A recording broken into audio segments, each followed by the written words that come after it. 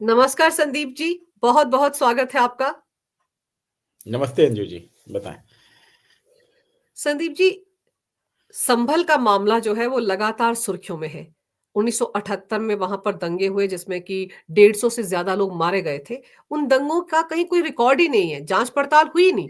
लेकिन अब सीएम योगी कह रहे हैं कि वो पूरे दंगे जो वहाँ पर 1978 के बाद भी हुए, उनका पूरा लेखा-जोखा निकालेंगे और जाँच करवाएँगे।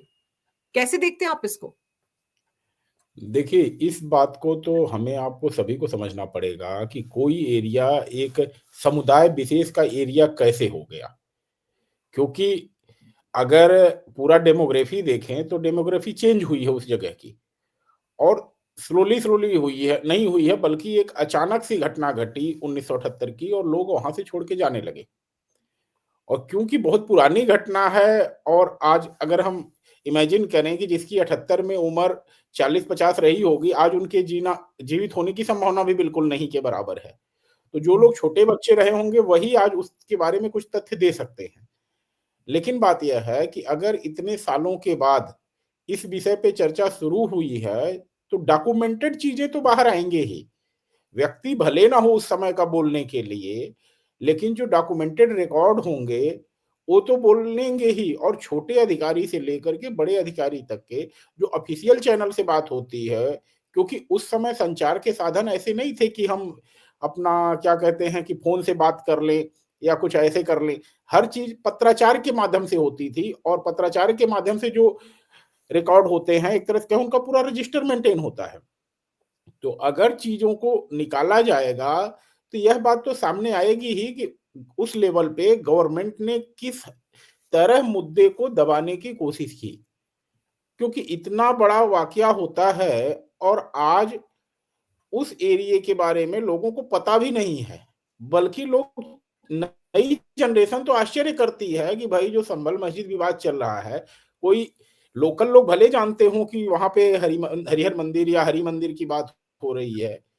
नहीं तो बाहर के लोगों को तो था ही नहीं कि संभल में कहीं हिंदुओं का भी कुछ होगा। इस हुँ। तरह से घुट्टी पिलाई गई हम लोगों को या हम लोगों के ज़हन से बातें धीरे-धीरे उतर जाती हैं। तो जो डॉक्यूमेंटेड चीज़ें हैं, उनको तो निकाला ही जाएगा और ये डॉक्यूमेंटेड बातें ऐसी नहीं हैं कि केवल संभल तक ही सीमित होंगी। संभल से लेके मुख्यमंत्री कार्यालय तक जो भी कम्युनिकेशन एक छोटे से पटवारी या एक कहें छोटे से सिपाही या इंस्पेक्टर से लेकर के पुलिस के डीजीपी तक लखनऊ में बैठे हुए या गृह सचिव तक लखनऊ में बैठे हुए, प्रमुख सचिव तक जो भी कम्युनिकेशन हुआ है उस घटना को रिकॉर्डिंग।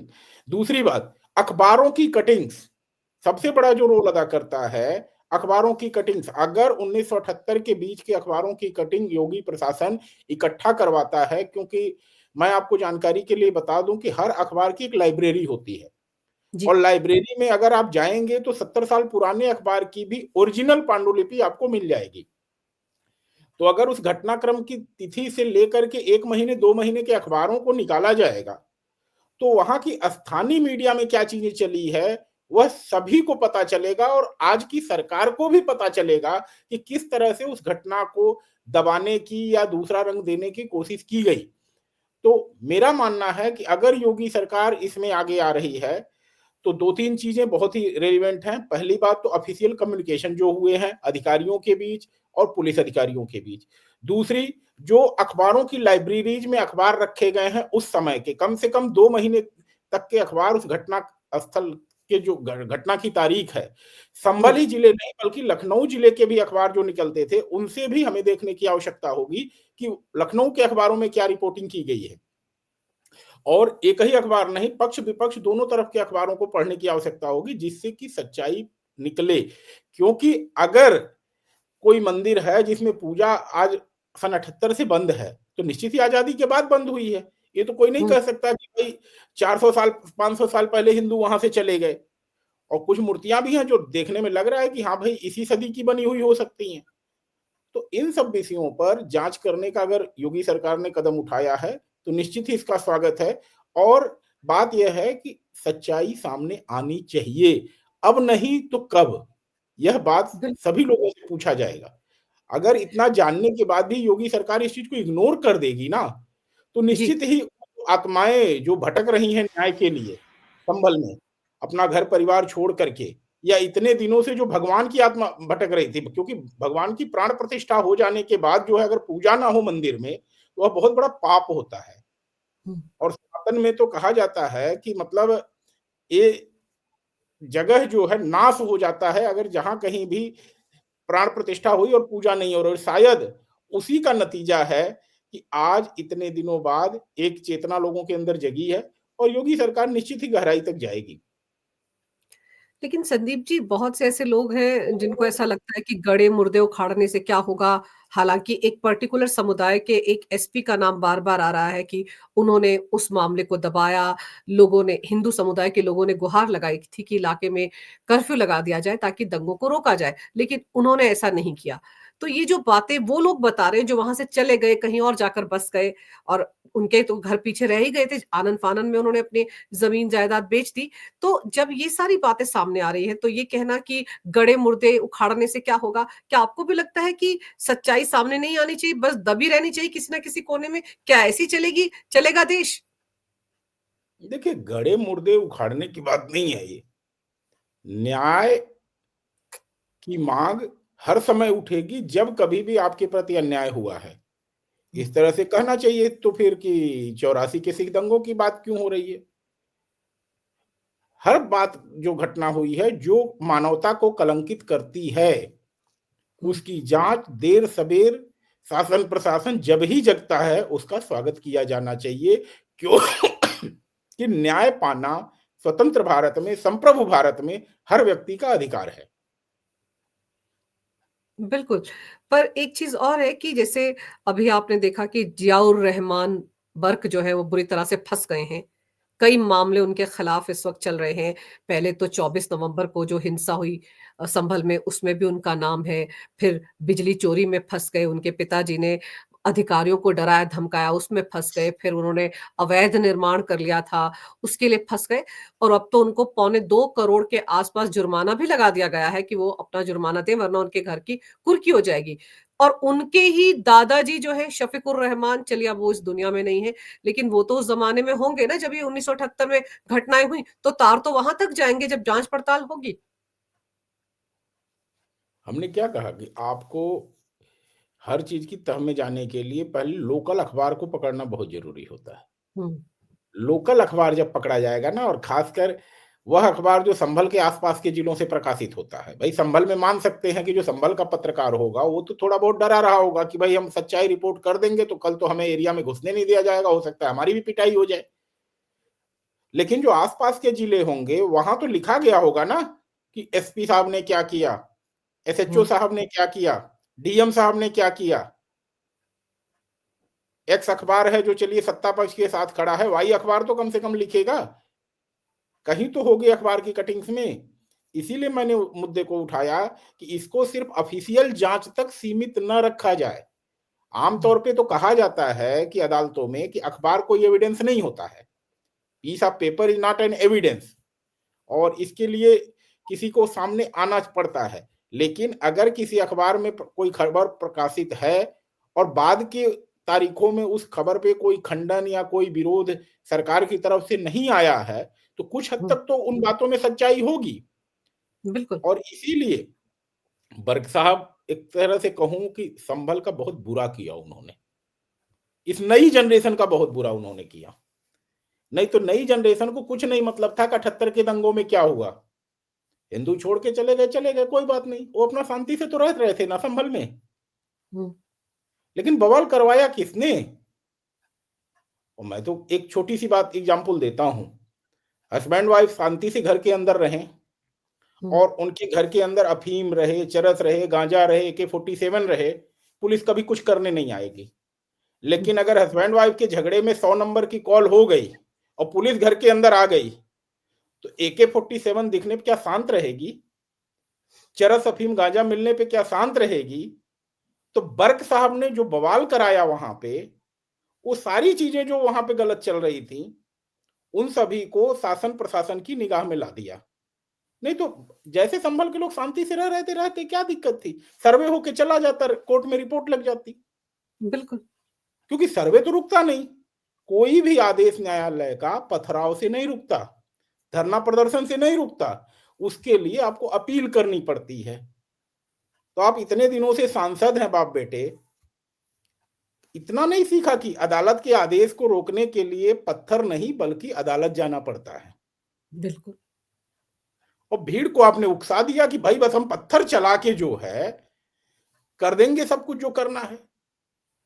इतने दिनों का पूरे मतलब 170 साल का इतिहास ले लीजिए, अंग्रेजों के समय से इतिहास ले लीजिए, जब किसी भी आंदोलन में हिंसा का प्रयोग हो जाता है तो हिंसा जो है मूल उद्देश्य को विफल कर देती है। आपने गांधी के भी आंदोलन देखे, कितने आंदोलन हुए जिसमें गांधी ने कहा कि नहीं अब हम इस आंदोलन में साथ नहीं रहेंगे क्योंकि इसमें हिंसा हो गई। हम्म। तो आपका कारण कितना भी जस्टिफाइड रहा हो संभल में, लेकिन आपने जहां पुलिस पे पथराव कर दिया वही पुलिस को अथॉरिटी मिल गई आपसे हिसाब करने की, और आप सिंपैथी खो देते हैं। जी। तो निश्चित है इन सब चीजों से जो है बर्क साहब ने संभल के लोगों का नुकसान किया। नहीं तो आज बताइए इतने लोगों को नोटिस गए हैं बिजली विभाग के, हम्म। वो शांति से तो अपना बिजली का प्रयोग कर रहे थे। सांसद साहब भी बिजली चुरा रहे थे आराम से, ये 200-250 लोग भी चुरा रहे थे, अपना काम चल रहा था, कहीं कोई कुछ कहने वाला नहीं था। पर तो संदीप जी, मैं आपसे बीच में एक सवाल मैं बाद में भूल ना जाऊं।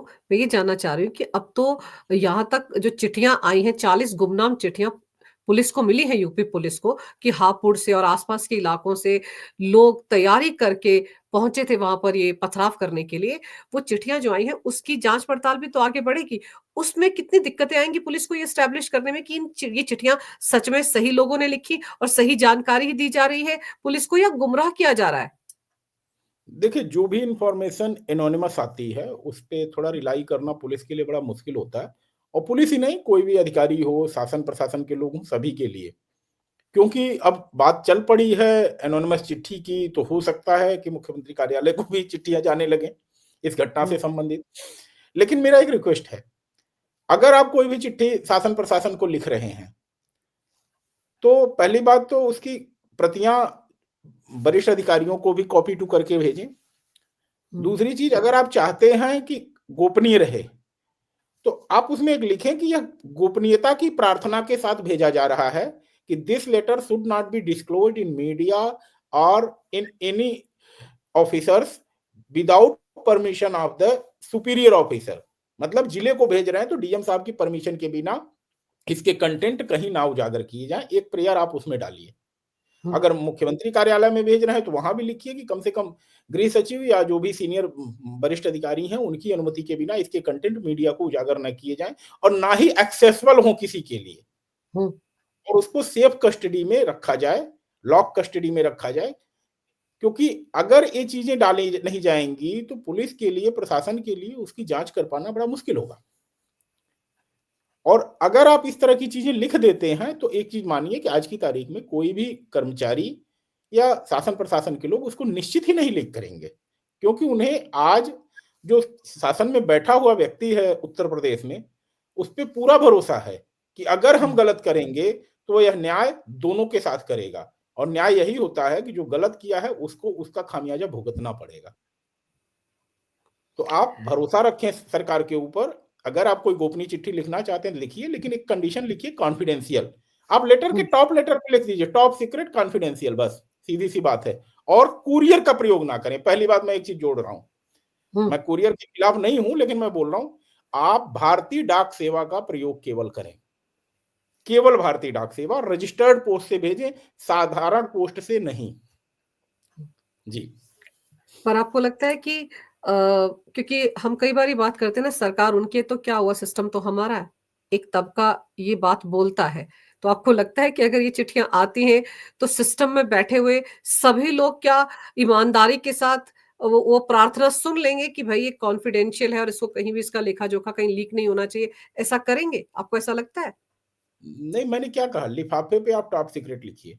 आपका पत्राचार का एक रजिस्टर होता है। अगर शासन प्रशासन इन सब चीजों को आपके वीडियो को देखने के बाद देखेगा तो एक अलग रजिस्टर उसका बनवाएगा। वो खोलना ही नहीं होगा उस लिफाफे को। अगर लिखा हुआ है गोपनीय, अत्यंत हम्म। गोपनीय, तो ठीक है, और रजिस्टर रिसीव होगा, उसके बाद चुपचाप सीधे जो टॉप ऑफिसर होंगे उनके सामने खोला जाएगा। सुप्रीम कोर्ट में रोज पीआईएल के नाम पे हजारों चिट्ठियां आती हैं, आपको पता होना चाहिए। हम्म। लेकिन किसी को पता नहीं चलता कि वो चिट्ठियों में क्या आता है, उसको डिस्पोज ऑफ कहाँ किया जाता है। क्यों? क्योंकि उसका एक सिस्टम बना हुआ है कि जितनी भी चिट्ठियां आएंगी, जो रजिस्ट्रार साहब को लगता है वो आगे बढ़ाते हैं और चीफ साहब तक जाती है, और अगर कोर्ट को लगता है तो उस पर संज्ञान लेती है। तो इसी तरह की व्यवस्था जिलाधिकारी लेवल पे और पुलिस मुख्यालय लेवल पे अधिकारियों को करने की आवश्यकता है, खास करके संभल को मामले को लेकर के। संभल में तो मामला बहुत फैल गया है, लेकिन ये जो 2.25 करोड़ रुपए जियाउर रहमान बर्क को सौंपने हैं, देने हैं, ये डगर तो बड़ी मुश्किल है। अगर ऐसा नहीं कर पाए तो उनकी संपत्ति कुर्क हो जाएगी। नहीं, वो देंगे भी नहीं, मैं बता दूं। पॉलिटिकल पार्टीज विक्टिम कार्ड खेलने के लिए उनको एक मौका है ये। हम्म। देखो जी, हमारे साथ अत्याचार किया जा रहा है, हमारे साथ अन्याय किया जा रहा है। हाँ, क्योंकि उनके लिए डीजी चलाना मुश्किल नहीं है। जितना उनका रुतबा है या जितने सालों से वो सांसद रहे हैं, अगर डीजल से भी उन्हें जनरेटर चलाने पड़े तो उन्हें कोई दिक्कत नहीं। दिक्कत है उस गरीब आदमी के लिए जिसने वो कटिया कनेक्शन ले रखा था। हम्म। उसको जो नोटिस चली गई है, उसके लिए कोई खड़ा नहीं होगा। मुझे बार बार वही बयान याद आता है पुलिस अधिकारी का, नेताओं के चक्कर में अपना करियर बर्बाद मत करिए। वो हम्म। पथराव के समय बोल रहा था युवाओं से। अब जो असेसमेंट की नोटिस आई है, इनके तो 2 करोड़ की नोटिस है, भाई सपा के सांसद हैं, सब कुछ है। वो व्यक्ति जो 150 लोगों को नोटिस पहुंची, वो लोग क्या करें? उनको जमा करना ही पड़ेगा, उनकी लाइन कटेगी ही कटेगी, क्योंकि वो डीजी नहीं चला पाएंगे, जनरेटर नहीं चला पाएंगे। तो पर एक बेहतर चीज है। और है। जी जी। जी जी। जी आप कुछ बता रहे थे जी। तो बेहतर है कि वो रेगुलर कनेक्शन के लिए अप्लाई करें, और एक अगर लेनियंसी की बात है तो कुछ अंडरटेकिंग वगैरह दे करके देखिए। बिजली विभाग भी अभी वन टाइम सेटलमेंट की स्कीम चला रहा है उत्तर प्रदेश, जहां तक मुझे जानकारी मिली है। तो ओटीएस में अपनी बातें रखे कि हमें कुछ मौका दिया जाए, तो निश्चित ही हमें लगता है कि शासन प्रशासन के लोग भी उस चीज को एक्सेप्ट करेंगे कि चीजों को थोड़ा सा मानवीय पहलू देखा जाए। लेकिन मैं सबसे बड़ी बात यही कह रहा हूं कि आम आदमी और राजनीतिक व्यक्ति में यही अंतर आ जाता है। बिल्कुल। हम आप अब जी जी। जो बर्क साहब है वो देंगे तो भी फंसेंगे, नहीं देंगे तो भी फंसेंगे।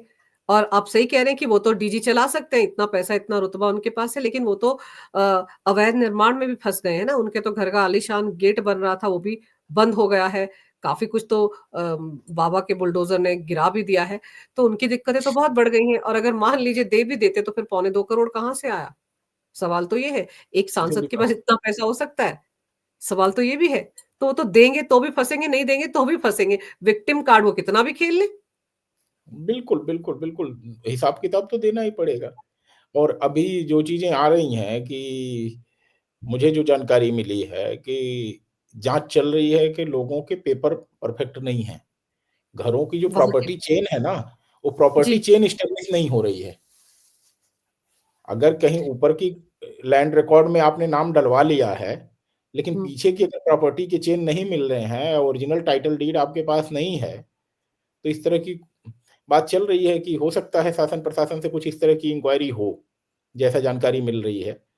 तो अगर ऐसी चीजें आप ये होती हैं तो जो आप ये लोग कहना चाह अवैध। रहे हैं, संदीप जी, आप ये हाँ, कहना चाह रहे हैं कि वहां पर जो ये जो जियाउर रहमान बर्क हैं और इनके आसपास और भी जो बहुत सारे लोग हैं जो जामा मस्जिद पर कब्जा करके भी बैठे, क्या इन सब के जो जमीन के कागजात हैं, प्रॉपर्टी के कागजात हैं, उनकी तहकीकात होने वाली है?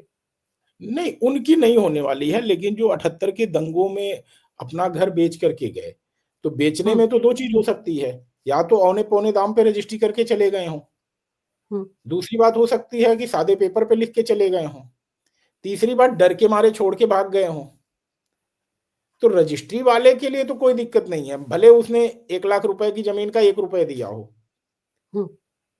लेकिन दो लोगों के लिए दिक्कत है, एक जिन्होंने कच्चे कागज पे लिखवा के रखा हुआ है, और दूसरा जो अवैध तरीके से उस घर पे बैठ गए हैं और उनको ये लग गया था कि अब हमारा ही है, उसको मॉडिफिकेशन करवा डाला है, पूरा कुछ करवा डाला है। लेकिन बस वही है कि जामा मस्जिद वाला हिसाब है, ऊपर से सारा मॉडिफिकेशन करवा दिया, लेकिन अंदर पता चला कोई शिवलिंग पड़ा रह गया है तो उसको छोड़ दिया है, कोई मूर्ति का निशान पड़ा रह गया तो उसको जमीन में दबवा दिया है। तो ये सब चीज़ें तो दिक्कत करेंगी, क्योंकि बुजुर्ग जब कहते हैं ना कि अपने बच्चों को मरते समय एक सच्चाई सिखा के जाते हैं, बता के जाते हैं, खास करके, जो उनके साथ बुरा हुआ होता रहता है। तो जो घर छोड़ के भागे होंगे ना, अपने हुँ, घर का निशान तो बताया ही होगा कि बेटा फला भट्ठे का ईंटा हमारे घर में नींव में लगा था। तो जो बाबर के चेले हैं ना और हुँ, बाबर, दोनों ही कहते हैं कि स्मार्टनेस नहीं दिखा पाए। भाई हुँ, लूटने आए थे तो पूरा उखाड़ देते, नींव भी खोद देते, क्या ज़रूरत थी नींव यूज़ करने की?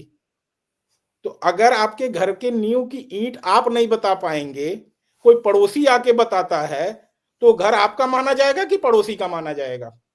पड़ोसी का।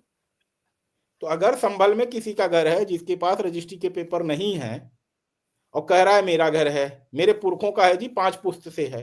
अच्छा बता दो थोड़ा नीचे जो ईंट लगी है किस भट्टे की आई थी? 3 ईंटें की नींव है कि 2 ईंटें की नींव है यही बता दो।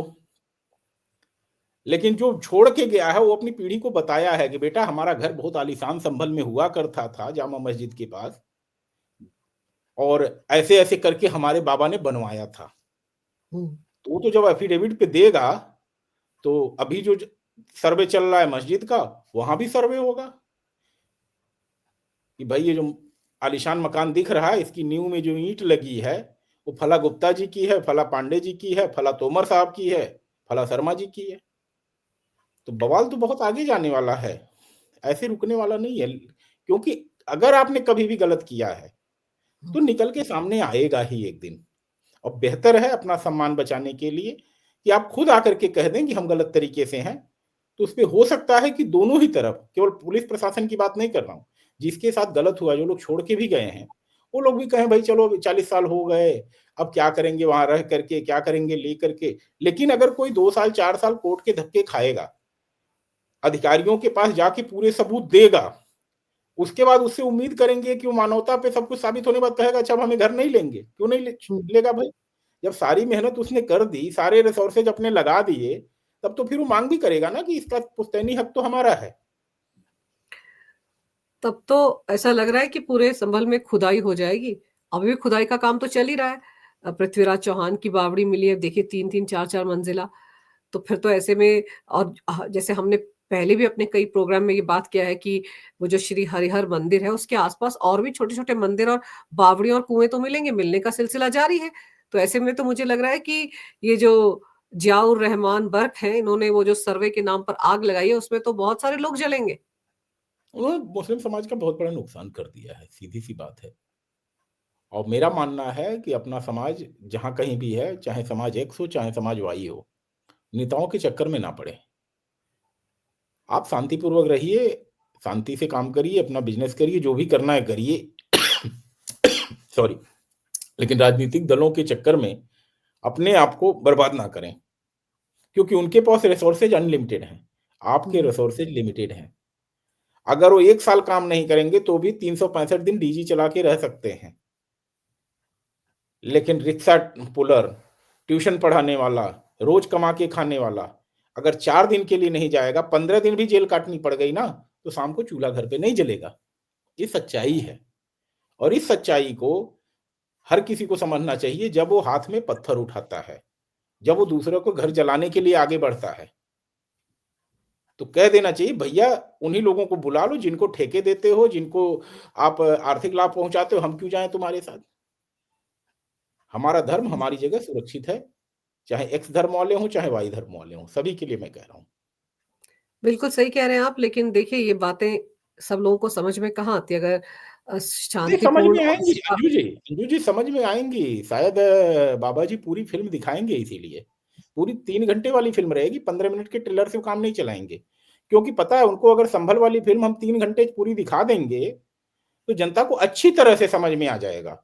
और ऐसे समझ बिल्कुल, में आ जाएगा कि 2027 के पहले फिर कोई दूसरी फ़िल्म दिखाने की ज़रूरत नहीं पड़ेगी।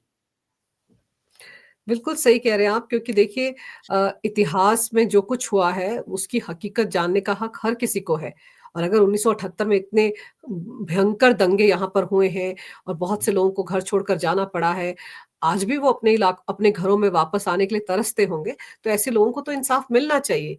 चाहे उनमें से कुछ लोग आज ज़िंदा हैं, चाहे ज़िंदा ना हो। लेकिन वो जो 150 से ज़्यादा लोग मारे गए थे, उनको भी तो न्याय मिलना चाहिए, उनका भी तो अधिकार है। तो अगर नहीं ये देखिए, वक़्त आया है कि योगी जी इस मुद्दे पर जाँच-पड़ताल करने की बात कह रहे हैं, तो ये बिल्कुल सही किया जा रहा है। मुझे तो लगता है कि ये होना चाहिए। दूध का दूध, पानी का पानी साफ़ हो जाएगा। जो डर रहे हैं, वो इसलिए डर रहे हैं क्योंकि उनका कच्चा चिट्ठा खुलकर सामने आएगा। नहीं देखिए, कश्मीर में जब दंगे हुए और हिंदुओं को अपना घर-द्वार बेच के जाना पड़ा, तो आखिर जब एक समय आया 370 हटा तो लोग अपना पुराना घर ढूँढते पहुँचे। बिल्कुल, एक विश्वास जब लोगों को मिला, तो बात यह है कि हर व्यक्ति अपनी जड़ों से जुड़ना चाहता है।